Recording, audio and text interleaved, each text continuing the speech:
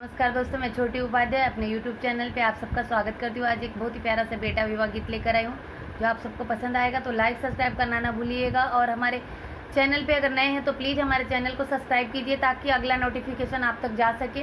और बहुत सारे हर तरह के सॉन्ग मिलेंगे आपको हमारे चैनल पर, तो प्लीज़ सब्सक्राइब कीजिए और लाइक कीजिए। कमेंट करके हमें बताइए कि आप सबको हमारा ये सॉन्ग कैसा लग रहा है। तो चलिए शुरू करते हैं।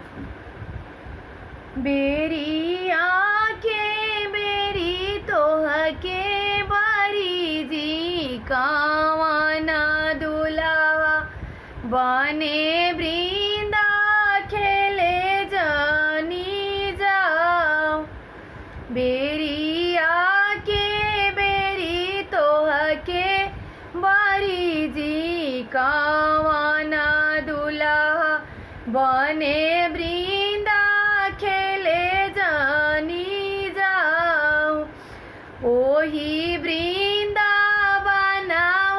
में प्रेमी चिरैया हो तोहरा के लिए भराई फाड़ भरी ले बोआमा धनवा के लौआ हो बगिया बीचे देवो छितराई बीनी बीनी खैहे आमा प्रेमी चिरैया हो पिजड़ा में लेबो बैठाई।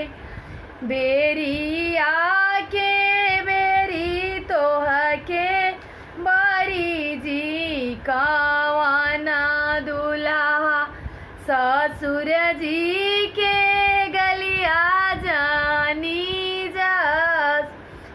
ससुर जी के गलिया में साली सरहजिया हो तोहरा के लिए भोराई। ससुर जी की गलिया हमें साली सरहजिया हो तोहरा के लिए भोराई फाड़ भरी ले बोयामा रेवड़ी मिठाइया हो माड़ो बेचे देवो छितराई चुनी चुनी खैहे मासाली सरहजिया हो सुभवा के लेबो भोराई चुनी चुनी खैहे आमा साली सरहजिया